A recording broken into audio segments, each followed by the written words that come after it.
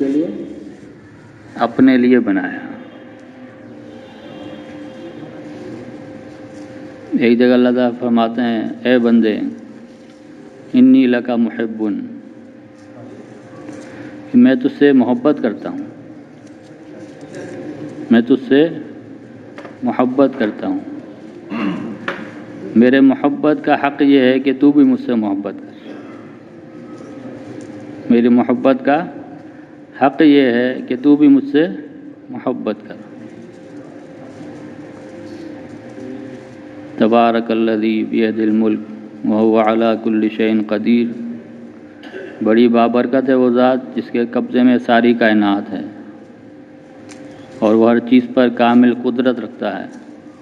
الذی خلق الموت والحیاۃ لیبلوکم ایکم احسن عملا، اس ذات نے زندگی اور موت کا نظام بنایا کہ زندگی بھی ہے اور موت بھی ہے۔ اگر صرف موت ہوتی، زندگی نہ ہوتی تو انسانیت ختم ہو جاتی، اور اگر صرف زندگی ہوتی، موت نہ ہوتی تو ساری دنیا انسانوں سے بھر جاتی، جگہ ہی نہ بچتی۔ تو اعتدال کے ساتھ اللہ نے دونوں نظام چلائے، زندگی بھی موت بھی۔ انسان مر بھی رہے ہیں پیدا بھی ہو رہے ہیں، مر بھی رہے ہیں پیدا بھی ہو رہے ہیں۔ اور فرمایا یہ موت اور زندگی کا جو نظام ہے یہ اس لیے ہے تاکہ تمہارا امتحان کیا جائے، تمہیں آزمایا جائے۔ کس بات میں؟ کہ کون تم میں اچھے سے اچھے اعمال کر کے آتا ہے۔ دوسری جگہ فرمایا وَلَنَبْلُوَنَّكُمْ بِشَيْءٍ مِّنَ الْخَوْفِ وَالْجُوعِ وَنَقْصٍ مِّنَ الْأَمْوَالِ وَالْأَنفُسِ وَالثَّمَرَاتِ وَبَشِّرِ الصَّابِرِينَ۔ اللہ تعالیٰ قسم کھا کے فرما رہے ہیں کہ ہم تمہیں آزمائیں گے، تمہارا امتحان لیں گے۔ وَلَنَبْلُوَنَّكُمْ بِشَيْءٍ مِّنَ الْخَوْفِ، خوف دے کر، جان اور مال میں کمی کر کے، روزی میں کمی کر کے، بیماریاں بھیج کر، تنگیاں بھیج کر، پریشانیاں بھیج کر، مصیبتیں بھیج کر تمہاری آزمائش کریں گے۔ اور خوشخبری ہے صبر کرنے والوں کے لیے۔ صبر کا ایک عام مطلب یہ ہے کہ بھئی کوئی پریشانی آئی چپ کر کے بیٹھ گیا۔ عموماً ہمارے ہاں جو صبر کا استعمال ہوتا ہے وہ کہ بھئی کسی سے شکایت نہیں کرنا، چپ کر کے بیٹھ جانا۔ صبر ہر چیز میں ہوتا ہے، رکنا اصل نام ہے، معنی ہے صبر کا رکنا۔ اللہ کے حرام کردہ کاموں سے رکنا یہ بھی صبر ہے۔ اللہ کی منع کی ہوئی چیزوں سے، حضور کی منع کی ہوئی چیزوں سے رکنا یہ بھی صبر ہے، اپنے آپ کو روکنا۔ اور یہاں پر اس کا مطلب یہ ہے کہ جس بندے پر جو حال آئے اس حال میں وہ صبر کرے۔ کیا کرے؟ کہ اللہ کی طرف متوجہ ہو۔ تنگی کا حال آئے یا فراخی کا حال آئے، اللہ کی طرف متوجہ ہو، نظر اللہ کی طرف جائے۔ اس لیے آگے تعریف فرمائی، صابر کی تعریف فرمائی۔ صابر کون ہے؟ الذین اذا اصابتهم مصیبہ قالوا انا للہ وانا الیہ راجعون۔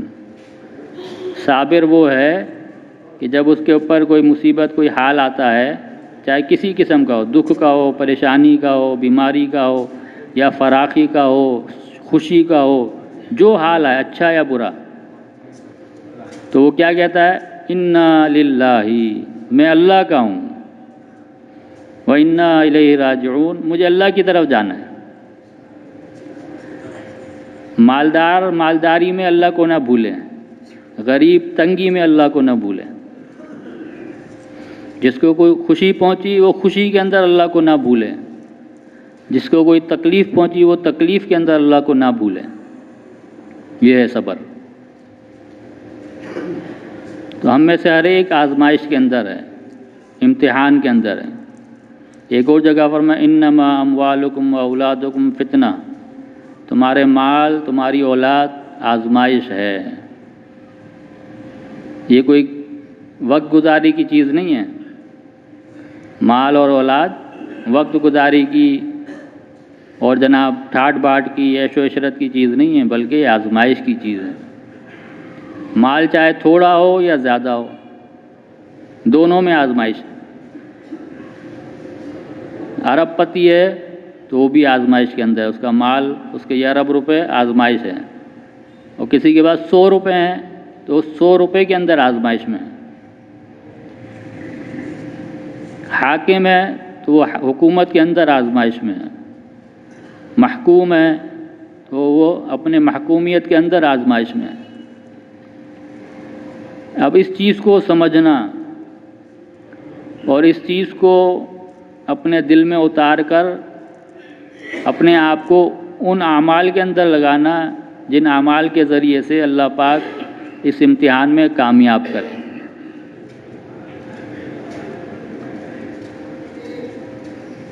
کیا فرمایا؟ من عمل صالحا من ذکر او انثی وهو مؤمن فلنحینہ حیاتا طیبہ، کہ جو مرد یا عورت ایمان کو مضبوط کرے، اللہ پر یقین کو مضبوط کرے اور اعمال صالحہ اختیار کرے. مفہوم مطلب کیا ہے؟ یہ کامل دین پر چلے، پورے دین پر، 24 گھنٹے کی زندگی اللہ کے حکم پر، اللہ کے نبی کی سنت پر گزارے. تو اللہ پاک قسم کھا کے فرما رہے ہیں کہ میں اس کو دنیا میں پاکیزہ زندگی عطا فرماؤں گا. پاکیزہ زندگی، اطمینان والی زندگی. غریب ہوگا لیکن دل مطمئن ہوگا. کپڑے پھٹے پرانے ہوں گے، جیب میں پائی بھی نہیں ہوگی، لیکن دل میں اطمینان ہوگا.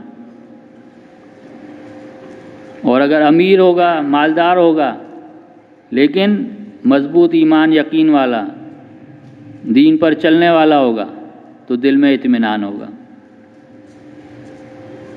حکمران ہوگا، مضبوط ایمان یقین والا ہوگا، پورے دین پر چلنے والا ہوگا تو اس حکومت کے اندر، حاکمیت کے اندر دل میں اطمینان ہوگا.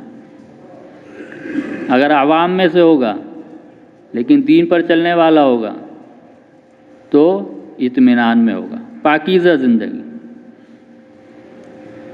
یہ ہے دنیا کا وعدہ.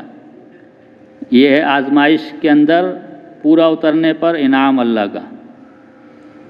جو ان چیزوں کے اندر، اچھے برے حالات کے اندر، ہر حال کے اندر اللہ کی طرف متوجہ رہے گا، اللہ کے حکم کو پورا کرے گا، حضور پاک صلی اللہ علیہ وسلم کے سنت طریقے کو پورا کرے گا، تو اللہ پاک کہہ رہے ہیں میں اس کو اطمینان والی پاکیزہ زندگی دنیا میں دوں گا.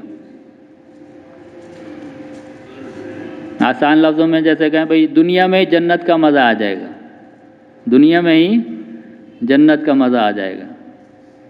برکتیں ہوں گی، رحمتیں ہوں گی، خوشیاں ہوں گی، محبتیں ہوں گی، آپس میں الفتیں ہوں گی. تھوڑی چیز کئی سارے افراد کو کافی ہو جائے گی، پوری ہو جائے گی. اور آخرت کا کیا وعدہ فرمایا؟ وَلَنَجْزِيَهُمْ أَجْرَهُمْ بِأَحْسَنِ مَا كَانُوا يَعْمَلُونَ، کہ یہ جو دنیا میں اعمال کر کے گیا ہے آخرت میں جائے گا تو میں اس کو آخرت میں بہترین بدلہ دوں گا. بہترین بدلہ وہ کیا ہے؟ بہترین بدلہ وہ جنت ہے. اور جنت کیا ہے؟ حدیث قدسی میں اللہ پاک فرما رہے ہیں اعدت لعبادی الصالحین ما لا عین رأت ولا اذن سمعت ولا خطر علی قلب بشر، کہ میں نے اپنے نیک بندوں کے لیے میرے احکامات کو میرے نبی کے طریقے پہ پورے کرنے والوں کے لیے ایسی چیزیں تیار کر رکھی ہیں، ایسی جنتیں تیار کر رکھی ہیں، نہ کسی آنکھ نے ان کو دیکھا ہے، نہ کسی کان نے ان کو سنا ہے، اور نہ کسی دل کے اوپر اس کا خیال بھی گزرا. ایسی جنت اللہ پاک عطا فرمائیں گے آخرت کے اندر. شرط کیا ہے؟ کہ یہ جو آزمائش کی گھڑیاں ہیں، یہ جو آزمائش کی زندگی ہے، اس آزمائش میں اللہ کی طرف متوجہ رہنا. اب سارا یہ امتحان ہے. اب ہر ایک انسان اس امتحان میں کامیاب ہو، ہر ایک انسان کی زندگی میں سکون اطمینان ہو، اور ہر ایک انسان آخرت میں جنت والا بنے، اس کے لیے محنت ہے۔ بچہ بچہ جانتا ہے کہ اللہ نے دنیا کو اسباب کے ساتھ جوڑا ہے، محنت کے ساتھ جوڑا ہے، ہر چیز کی محنت ہے۔ حضرت شیخ نے رحمۃ اللہ علیہ نے لکھا ہے نا فضائل صدقات میں کہ ایک روٹی کا لقمہ جو ہم کھاتے ہیں، اس کے پیچھے 300 آدمیوں کی محنت لگتی ہے، 300 آدمیوں کی، تب جا کے یہ لقمہ ہمارے منہ میں جاتا ہے۔ ایک لقمے کے بعد 300 آدمیوں کی محنت۔ ایسے ہر چیز ہے، کپڑا ہے ہم نے پہنا ہوا ہے جی، اس کے اوپر پیچھے کتنی محنت ہے۔ سب سے بنیادی محنت کسان کی، جناب وہ بیج ڈالے گا، ہل چلائے گا، پانی دے گا، پھر انتظار کرے گا 3-4 مہینے، پھر فصل ہوگی کپاس کی، وہ کپاس چنی جائے گی، پھر وہ کپاس جمع کر کے جناب بھیجی جائے گی فیکٹریوں میں، دھاگا بنے گا، پھر اس سے کپڑا بنے گا، پھر مارکیٹ میں آئے گا۔ کتنے سارے آدمیوں کی محنت لگ رہی۔ اب یہ ساری چیزیں ایسی ہیں جو ہم نے سب نے چھوڑ جانی ہیں، سب نے چھوڑ جانی ہے، کوئی چیز ساتھ نہیں جائے گی۔ اس وقت جو میرے پاس ہے، جو میں نے پہنا ہوا ہے، جو میری جیبوں میں چیز موجود ہے، یہ سب میں یہیں چھوڑ جاؤں گا۔ اب جو چھوڑ جانے والی چیز ہے اس پہ کتنی محنت لگ رہی ہے، اور جو باقی رہنے والی چیز ہے اس پہ کتنی محنت ہونی چاہیے۔ تھوڑا سوچنا چاہیے نا اس بات کہ جو چیزیں ہم نے چھوڑ جانی ہیں اس پر ہم کتنی محنت کر رہے ہیں، اور جو چیز باقی رہنے والی ہے، اس لیے آپ علیہ السلام فرمایا آثروا ما یبقى علی ما یفنا، کہ جو چیز فنا ہو جانے والی ہے یعنی دنیا اور دنیا کی چیزیں، ان کے اوپر اس چیز کو ترجیح دو جو باقی رہنے والی ہے یعنی آخرت اور اعمال۔ والباقیات الصالحات خیر عند ربک ثوابا وخیر املا، باقی رہنے والی نیکیاں، باقی رہنے والے اعمال تیرے رب کے نزدیک ثواب اور اجر کے اعتبار سے بہت بڑی ہیں، امید کے اعتبار سے بہت بڑی چیزیں ہیں۔ تو دین جو باقی رہنے والا ہے، اعمال جو باقی رہنے والے ہیں، نیکیاں جو باقی رہنے والی ہیں، ان کو کرنے کے لیے، ان کو حاصل کرنے کے لیے محنت کرنا۔ اس محنت کے اندر جو سب سے بنیادی چیز ہے وہ یقینوں کی تبدیلی، یقین مال سے ہٹ کر اعمال پر آ جائے۔ حضرت حذیفہ رضی اللہ عنہ فرماتے ہیں کان رسول اللہ صلی اللہ علیہ وآلہ وسلم اذا حضب الامر فزع الی الصلاۃ، کہ آپ علیہ الصلوۃ والسلام کو جب بھی کوئی معاملہ پیش آتا، جب بھی کوئی بات پیش آتی تو فوراً نماز کی طرف متوجہ ہوتے ہیں۔ کس کی طرف متوجہ ہوتے ہیں؟ نماز کی طرف متوجہ ہوتے۔ ابو ہریرہ رضی اللہ عنہ صفہ جو چبوترا تھا وہاں پر لیٹے ہوئے، الٹے لیٹے ہوئے پیٹ کے بل، آپ رضام تشریف لائے، اے ابو ہریرہ کیا ہوا؟ یا رسول اللہ پیٹ میں درد ہے، پیٹ میں درد ہے۔ تو کیا فرمایا؟ اٹھ نماز پڑھ، نماز میں شفا ہے۔ آپ رضام تشریف فرما ہیں، صحابہ کرام بیٹھے ہوئے ہیں، ایک آدمی آیا مسجد میں اور ستون کے پیچھے نماز پڑھی، 2 رکعت، دعا مانگی، چلا گیا۔ آپ نے فرمایا تمہیں پتہ ہے یہ اس نے کیا مانگا ہے؟ کہ اللہ اس کے رسول بہتر جانتے ہیں کہ یہ اللہ سے نمک مانگ کے گیا۔ کیا مانگ کے گیا ہے؟ نمک مانگ کے گیا ہے، معمولی چیز۔ تو سب سے بنیادی محنت کیا ہے؟ یقین کی تبدیلی۔ مال سے یقین ہٹ کر اعمال پر یقین آ جائے، ہر حال کے اندر عمل کو اختیار کرنا۔ اس لیے فرمایا بخاری شریف کی حاشیے میں لا الہ الا اللہ کی تعریف میں کہ لا الہ الا اللہ، کلمہ جو ہم پڑھتے ہیں نا، لا الہ الا اللہ، کوئی معبود نہیں سوائے اللہ کے، الہ نہیں، کوئی الہ نہیں۔ الہ کیا ہے؟ الہ کیا ہے؟ تو اس کی تعریف کی الذی یضطر الانسان الیہ فی جمیع حوائجہ۔ الہ اس ذات کو کہا جاتا ہے جس کا انسان اپنی ہر ضرورت میں محتاج ہو، جس ذات کا انسان اپنی ہر ضرورت میں محتاج ہو وہ الہ ہے۔ پریشانی آئے اس پریشانی میں جس کا محتاج ہے وہ الہ ہے۔ مال آیا، مال کے اندر جس چیز کا محتاج ہے وہ الہ ہے۔ کوئی اور ضرورت پیش آئی، بھوک لگی، بیماری آئی، پیاس لگی، کپڑا لینا ہے، اور کوئی چیز گھر بنانا ہے، کھیتی باڑی کرنی ہے، نوکری کرنی ہے، جو ضرورت مجھے پیش آ رہی ہے اس ضرورت میں جس کو سمجھ رہا ہوں کہ بھائی یہاں سے میری ضرورت پوری ہوگی، تو فرمایا وہ اس کا الہ ہے۔ تو اس لیے لا الہ، کوئی ایسی ذات ہے ہی نہیں دنیا کیا بلکہ پوری کائنات کے اندر کہ جو کسی بھی انسان کی، کسی بھی مخلوق کی کوئی بھی چھوٹی یا بڑی ضرورت کو پورا کر سکے الا اللہ، سوائے اللہ کے۔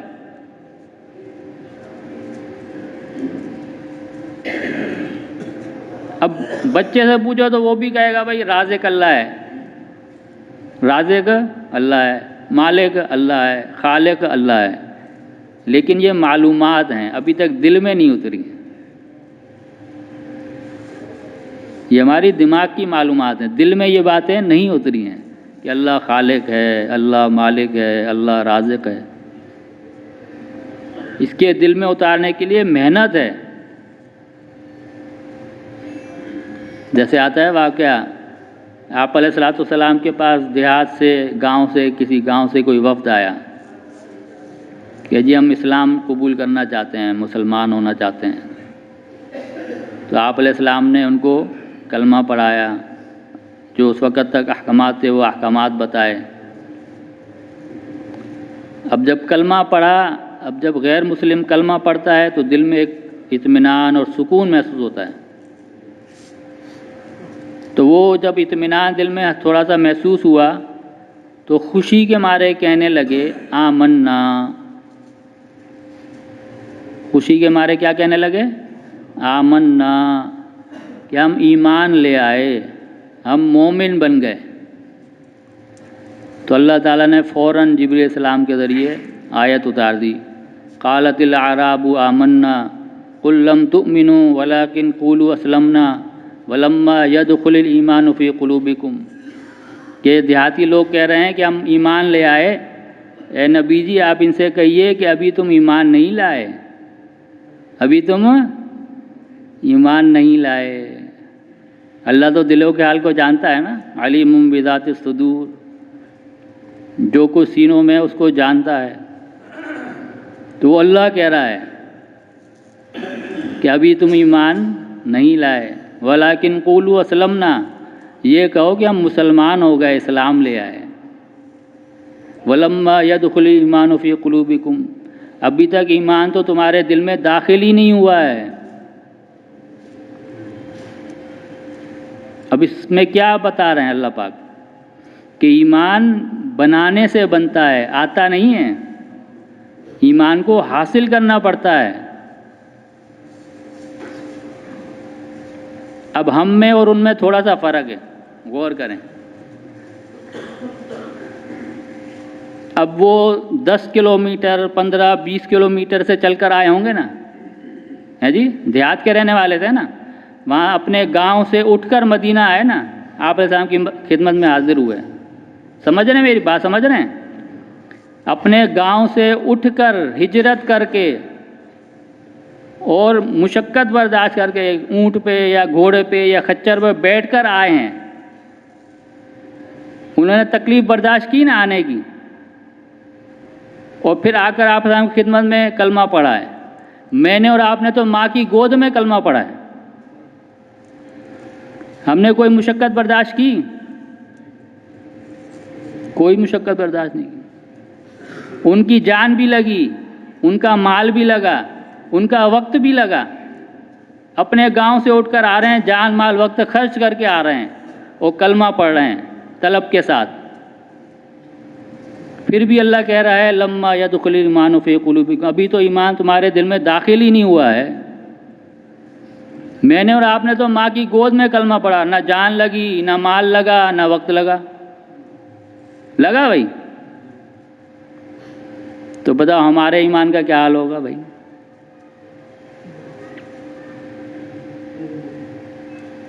تو ایمان کو بنانا،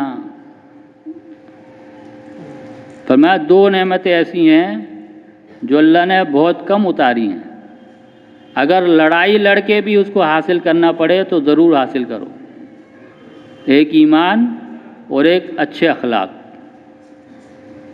ایمان اور اچھے اخلاق، یہ دونوں نعمتیں ایسی ہیں جو اللہ نے کم اتاری ہیں۔ آپ فرما رہے ہیں اگر لڑائی لڑ کے بھی حاصل کرنا پڑے تو اس کو حاصل کرو۔ آپ نے فرمایا الایمان یبلی کما یبلی الثوب، ایمان بھی پرانا ہو جاتا ہے جیسے کپڑا پہننے سے پرانا ہو جاتا ہے۔ اور فرماتے علماء کرام ایمان 3 قسم پر ہیں، ایمان 3 قسم پر ہیں۔ سب سے پہلی قسم جو سب سے اعلیٰ ایمان ہے وہ کیا ہے؟ وہ ہمیشہ بڑھتا رہتا ہے، ہمیشہ بڑھتا رہتا ہے، زیادہ ہوتا رہتا ہے، کبھی کم بھی نہیں ہوتا اور کبھی رکتا بھی نہیں ہے۔ فرمایا وہ سارے انبیاء علیہ السلام کا ایمان ہے، کیونکہ وہ براہ راست اللہ کی تربیت میں ہوتے ہیں۔ یہ سب سے اعلیٰ ایمان ہے، ہمیشہ بڑھتا رہتا ہے۔ دوسری قسم کا ایمان وہ ہے جو ہمیشہ ایک ہی جگہ پہ رہتا ہے، نہ کم ہوتا ہے نہ زیادہ ہوتا ہے، ایک جگہ پر، وہ فرشتوں کا ایمان ہے۔ اور تیسرا وہ ایمان ہے جو گھٹتا ہے بڑھتا ہے، گھٹتا ہے بڑھتا ہے، گھٹتا ہے بڑھتا ہے، ایک جگہ پہ بھی نہیں رہتا، بڑھتا بھی نہیں رہتا، کم بھی نہیں ہوتا رہتا، کمی زیادتی ہوتی رہتی ہے۔ اس لیے حدیث آتا ہے الایمان یزید و ینقص، الایمان یزید و ینقص، ایمان بڑھتا بھی ہے، ایمان کم بھی ہوتا ہے۔ یہ کس کا ایمان ہے؟ یہ نبیوں کو چھوڑ کر باقی سارے انسانوں کا ایمان ہے۔ تو ہمارا ایمان نہ کبھی ایک جگہ پہ رہے گا، نہ بالکل بڑھتا رہے گا، نہ گھٹتا رہے گا، کمی زیادتی ہوتی رہے گی۔ اب اس کو بڑھاتے رہنے کی کوشش کرنی ہے۔ اب میرے آپ کے ذمہ کیا ہے؟ اس ایمان کو بڑھاتے رہیں مرتے دم تک، مرتے دم تک بڑھاتے رہیں۔ شیطان ظالم ہے، بہت ظالم ہے، آخری سانس تک نہیں چھوڑے گا، آخری سانس تک۔ امام احمد بن حنبل رحمۃ اللہ علیہ حالت مرگ میں ہیں، موت کا وقت قریب ہے، لیٹے ہوئے ہیں چارپائی پہ سیدھے، بیٹا ساتھ بیٹھا ہوا ہے سرانے،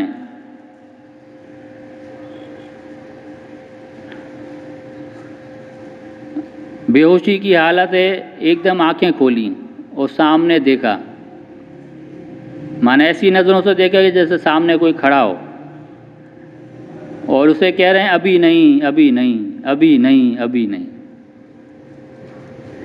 تو بیٹے نے دیکھا پہلے باپ کو، پھر اس جگہ سامنے کی جگہ کوئی نظر نہیں آیا کہ ابا جان آپ کسے کہہ رہے ہیں ابھی نہیں، ابھی نہیں، یہاں تو کوئی بھی نہیں ہے۔ فرمایا بیٹے یہ شیطان میرے سامنے کھڑا ہوا ہے، کہہ رہا ہے احمد تو میرے ہاتھ سے بچ گیا، احمد تو میرے ہاتھ سے بچ گیا، اور میں اسے کہہ رہا ہوں ابھی نہیں، ابھی نہیں، ابھی نہیں، جب تک سانس ہے تب تک تیرے سے خطرہ ہے۔ اتنا بڑا امام فرماتے ہیں میں نے 100 دفعہ خواب میں اللہ تعالیٰ کی زیارت کی.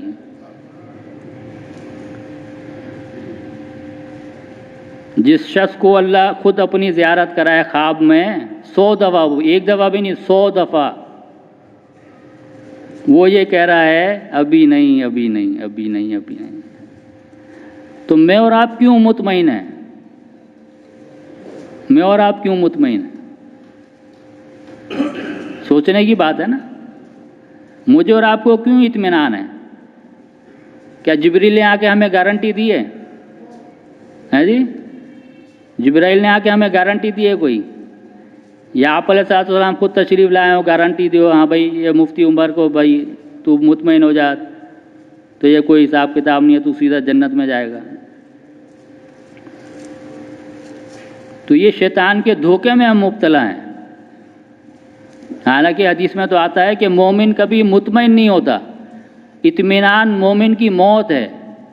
اطمینان مومن کی موت ہے. مومن تو ہر وقت فکر میں ہوتا ہے کہ میں اپنے ایمان کو بچاؤں بھی اور اپنے ایمان کو بڑھاؤں بھی. حضرت حذیفہ رضی اللہ عنہ، حنظلہ رضی اللہ عنہ آپ علیہ السلام کی مجلس میں بیٹھے ہوئے ہیں، قبر حشر آخرت کے تذکرے ہو رہے ہیں، اللہ تعالیٰ کی بڑائی عظمت کے تذکرے ہو رہے ہیں. مجلس برخاست ہو گئی، سب اپنے گھر کو ہو لیے، یہ بھی اٹھ کے چل دیے. گھر پہ پہنچے، بیوی بچوں کے ساتھ بیٹھے اور ادھر ادھر کی باتیں شروع ہو گئیں، ہنسی مذاق شروع ہو گیا. تھوڑی دیر بیٹھے ایک دم احساس ہوا، کھڑے ہوئے اور زبان سے کہتے ہوئے جا رہے نافق حنظلہ نافق حنظلہ نافق حنظلہ، کہ حنظلہ تو منافق ہو گیا.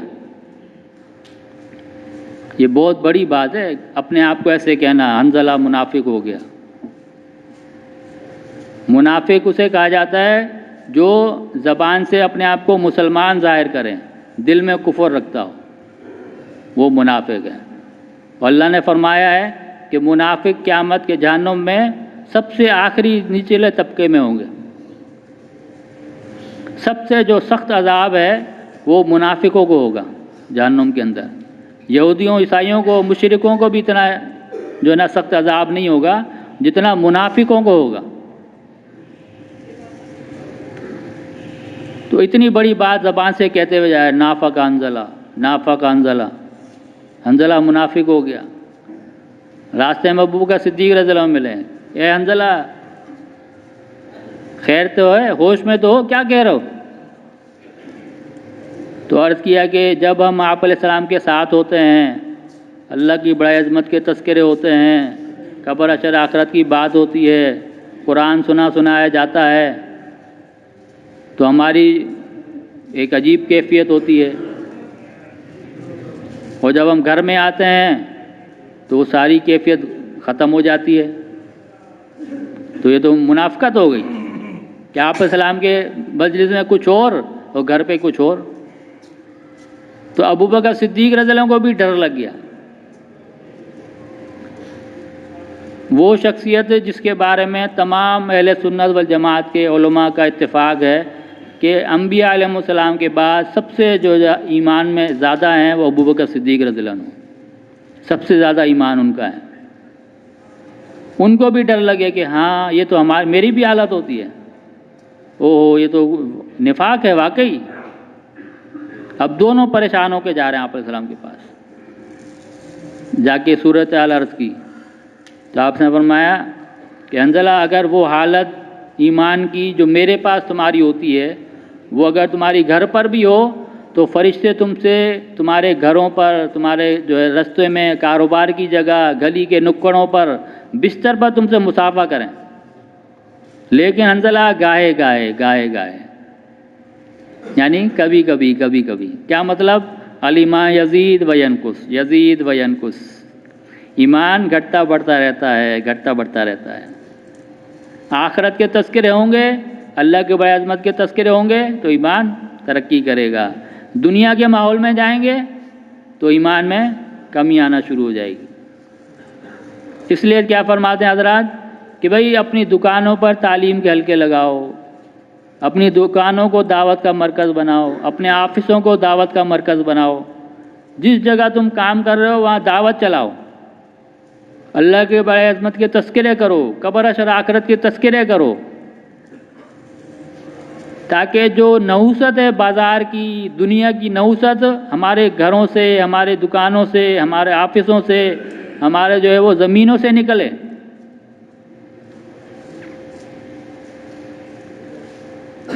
پشاور میں تھے ابھی تو ایک بزرگ بیان کر رہے تھے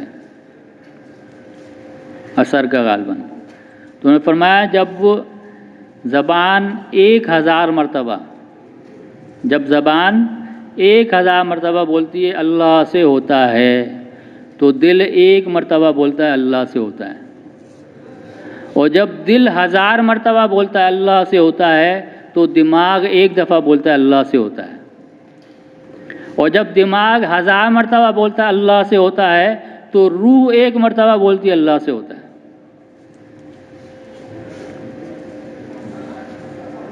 ایمان کا منبع روح ہے، اور روح دل کے ساتھ براہ راست جڑا ہوا ہے،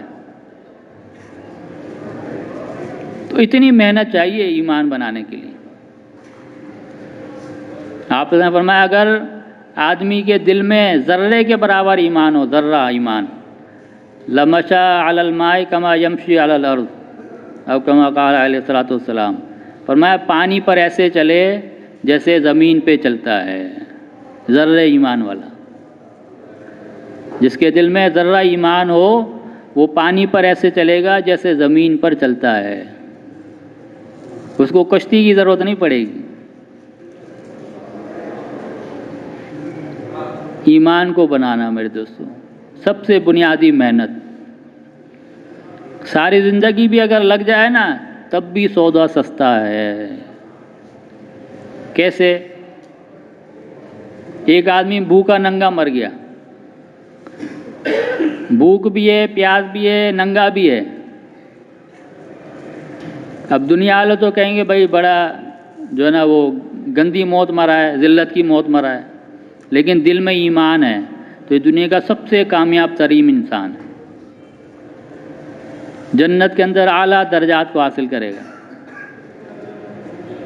اور اگر ایک آدمی کو ساری دنیا دے دو، 256 ملک ہیں، یہ 256 ملک سارے دے دو، سمندر بھی اس کی باشات میں دے دو، ساری دنیا اس کو دے دو، لیکن دل میں ایمان نہیں ہے، یہ دنیا کا ناکام ترین انسان ہے، اس سے بڑھ کر کوئی ناکام نہیں۔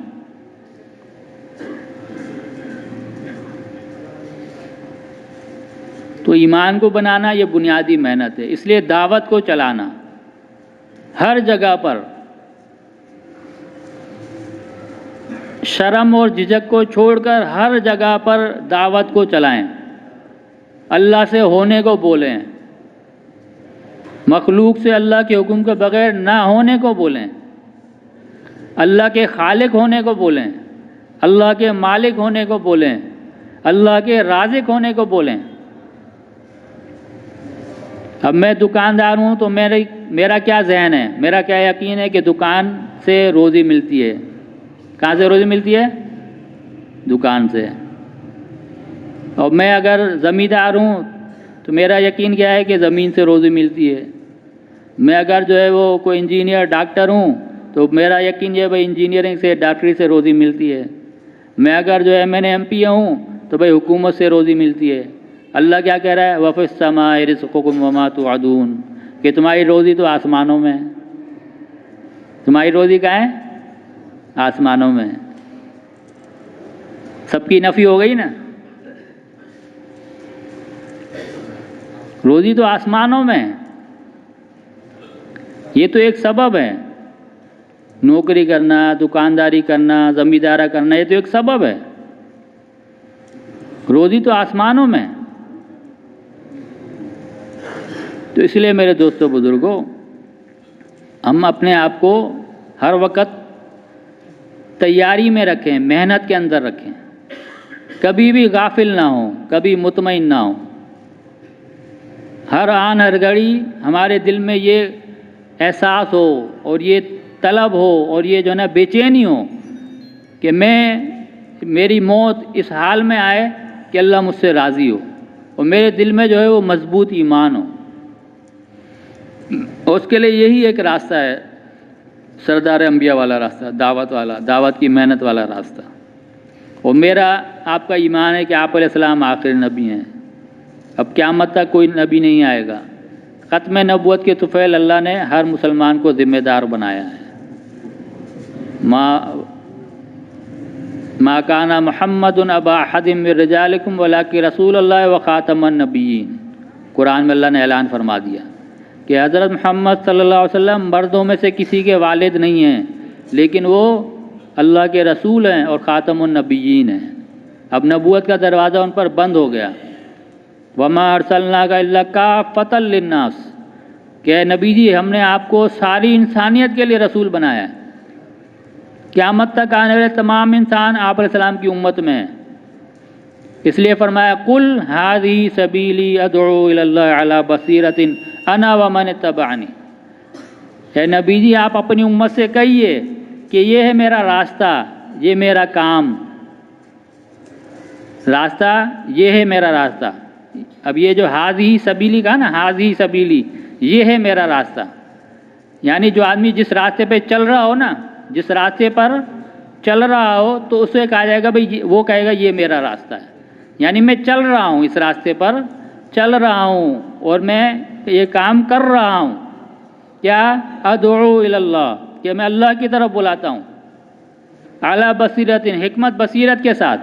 انا ومن اتبعنی، میرا بھی یہ رستہ اور کام ہے، جس نے میری اتباع کی اس کا بھی یہ رستہ اور کام ہے. تفسیر جلالہ میں علامہ جلال الدین رحمۃ اللہ علیہ فرماتے ہیں اتبعنی کا مطلب ہے من آمن بی، کہ جو مجھ پر ایمان لے کر آیا اس کا بھی یہ رستہ یہ کام ہے، وہ اس رستے پر چلے. کس رستے پر چلے؟ ادعو الی اللہ، اللہ کی طرف بلانے والے رستے پر. تو حضور کی ختم نبوت کے طفیل میرے دوستو، یہ میرے آپ کا ہر مسلمان کا کام ہے. یہ صرف تبلیغ والوں کا کام نہیں ہے. تبلیغی جماعت کوئی جماعت نہیں ہے، کوئی پارٹی نہیں ہے. ہر مسلمان پیدائشی تبلیغی ہے. کیونکہ یہ جو آیت میں نے پڑھی نا، یہ آیت یہ لوح محفوظ میں ازل سے لکھی ہوئی ہے. قرآن اترا تو آپ علیہ السلام پر 1400 سال پہلے ہے، لیکن یہ قرآن ازل سے لکھا ہوا ہے لوح محفوظ میں. اس وقت سے یہ آیت وہاں لکھی ہوئی ہے، لاکھوں سال کروڑوں سال پہلے سے یہ آیت لکھی ہوئی ہے کہ میرا اور میری امت کا یہ رستہ یہ کام ہے کہ ہم اللہ کی طرف لوگوں کو بلائیں. تو یہ کوئی رائے بند والوں کے لیے نہیں کرنا، اور صرف چلے 4 مہینے کا کام نہیں ہے، سال 7 مہینے کا کام نہیں ہے، پوری زندگی کا کام ہے. ہاں، محنت کے 2 رخ ہیں، محنت کے 2 رخ ہیں، ایک خروج کی، ایک مقام کی. خروج کی، مقام کی 2 حالتیں ہماری، ہجرت میں، نصرت میں. ہجرت میں، نصرت میں. اللہ کے راستے میں ہجرت میں ہے، وہاں کی یہ محنت ہے. اپنے مقام پر ہیں تو ہم نصرت والے ہیں. مقام پہ بھی محنت کرنی ہے. یہ نہیں کہ بھائی جماعت میں نکلے تو ٹھیک ہے جی محنت کریے، اعمال کریے، اور جناب جب گھر واپس آ گئے تو چھٹی ہو گئی. نہیں، ہر جگہ پر ہم محنت میں، ہر جگہ ہمارے ساتھ یہ نسبت لگی ہوئی ہے کہ میں حضور کا امتی ہوں اور حضور آخری نبی ہیں. حضور کی ختم نبوت کیسے، یہ ذمہ ہے میرے. تو اس لیے ہم سب نیت کریں، عزم کریں کہ مرتے دم تک جو ہے وہ دعوت والے کام کو کرنا ہے اور ساری امت کو اس پر لے کر آنا ہے. کریں گے نا انشاءاللہ. نماز کی تیاری کر لیں انشاءاللہ. نماز کے بعد بیان ہوگا تو سارے جو ہے نا نقد ارادے لکھوائیں نا جی. ادھار پہ دکان نہیں چلتی ہے، نقد اس لیے اللہ کے راستے میں نکلنے کے ارادے کریں. سبحان اللہ.